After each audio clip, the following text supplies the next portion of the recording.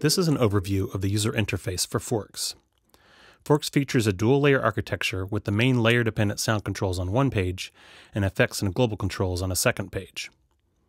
On the main page, each section has its own link control to allow editing of both layers simultaneously.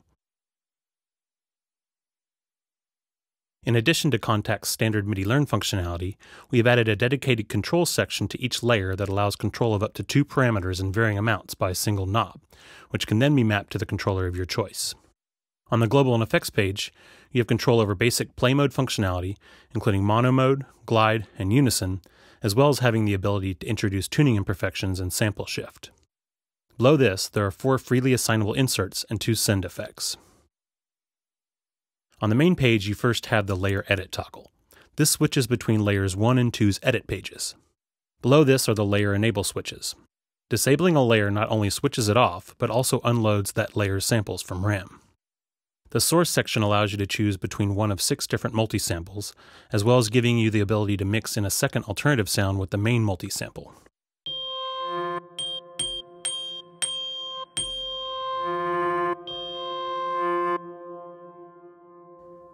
Next to the Source selection menu, you have the Random Robin switch.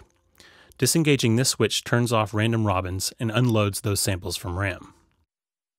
On the bottom row, you have sample start point adjustment and modulation, as well as a color knob that works like a basic tone control.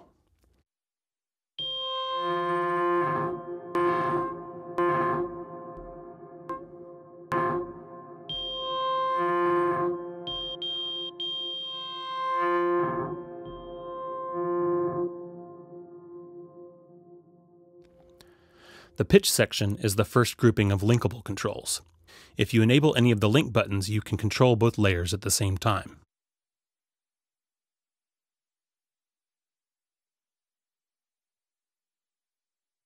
The Pitch section has control over coarse and fine tune, as well as modulation controls for LFO1 and either envelope 1 or the attack release envelope. The second row of controls begins with the Filter section. You can choose between low pass, high pass, or notch modes, or you can bypass the filter completely.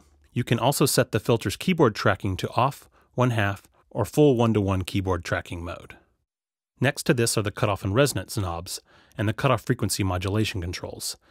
These are similar to the pitch modulation controls above. To the right of the filter section is the amplifier and panning section. The level and pan knobs are essentially the main volume and pan controls for the selected layer. You can choose whether the attack release envelope or envelope 2 controls volume, and you can select from either LFO1 or 2 for amplitude modulation, and again for panning modulation. The velocity adjustment knob is a bipolar control and bears special mention because its behavior will vary depending on the articulation selected. For deep sampled sounds that have naturally recorded velocity levels, setting this control to 0 will play back the sound as it was recorded. As you turn the knob to the left, the velocity response will be increasingly compressed. Turning it to the right will expand the velocity response. For multi-samples without inbuilt dynamics, this knob will behave in a more typical manner, with positive values adding velocity sensitivity to the sound, and negative values creating an inverted velocity response. The last set of controls in this section allows you to either add random panning at key down, or to scale the panning from left to right as you play up or down the keyboard. The third row contains the envelope controls. Each of the 3 envelopes has adjustable velocity modulation control over depth, while envelopes 1 and 2 also have velocity control over envelope stage times. First, there is the attack release envelope. This has a sustain switch which engages or disengages the sustain section of the envelope. You can turn this on for organ-like envelopes or disengage it for percussive type sounds.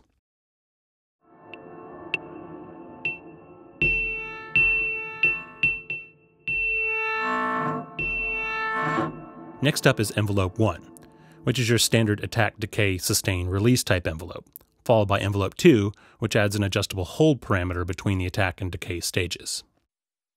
The last row starts with the control section.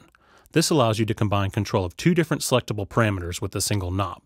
The factory presets will all have this knob assigned to the mod wheel, but you can reassign it to whatever you want. The advantage to this arrangement is that it does not tie up one of the main user interface controls with MIDI or automation assignments. Say, for example, you wanted to assign the mod wheel to cutoff frequency. The classic way to do this in Kontakt would be to use Kontakt's MIDI learn functionality to bind the cutoff knob to the mod wheel. The problem with this arrangement is that you have now essentially lost the ability to adjust the cutoff knob from the user interface because it will be overridden by the controller assignment. By using the control section to make this assignment instead, you still have the ability to set the cutoff knob to whatever position you like without fear of it changing when you move the mod wheel. Lastly, we have the LFOs, and the controls for each LFO are identical. There are drop-down menus for the LFO's shape and the time base to be used, which can be set to either frequency in hertz or a selection of different tempo sync values. When set to hertz, the rate knob sets the frequency directly. When set to one of the tempo sync values, the rate knob sets the multiplier value. Turning on key trigger mode causes the LFO's phase to be reset each time a new key is pressed, and in essence makes the LFO polyphonic. With this off, the LFOs are free running. Each LFO also has adjustable velocity control over amplitude and a phase offset knob which is active when the key trigger switch is engaged. Next, we have the Global and Effects page, which can be selected with the page tabs along the bottom of the interface. It starts with the play mode controls. Here you have controls for pitch bend amount, mono mode, note priority, glide, and unison. On the top right is the drift knob. If set to calibration, turning this knob simulates the slightly incorrect key scaling calibration that can happen with analog keyboards. This is useful to slightly detune chords and to create a more organic but still stable sound. If you set the drift knob to key mode, it introduces randomization to the pitch of each note played. Below the drift knob is the sample shift knob. This is a deceptively useful tool that can be used to play the quote-unquote wrong sample at any given pitch. For example, turning this knob to positive 12 would cause the sample from one octave below the key you are hitting to be pitched up and played instead. Turning it the other way has the opposite effect.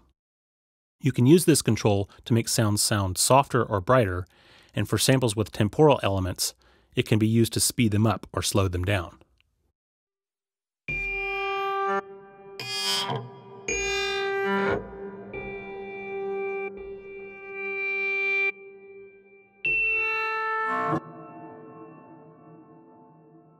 Below the play mode controls are the effects.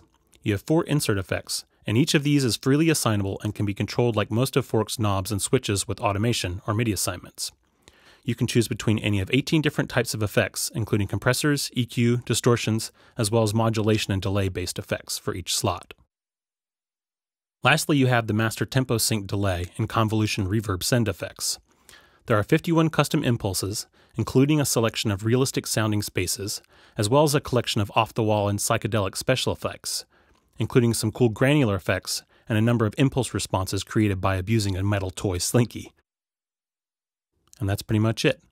You can head over to particlesound.com if you'd like to learn more and hear some sound examples created with Forks. Thanks for listening, and have a great day.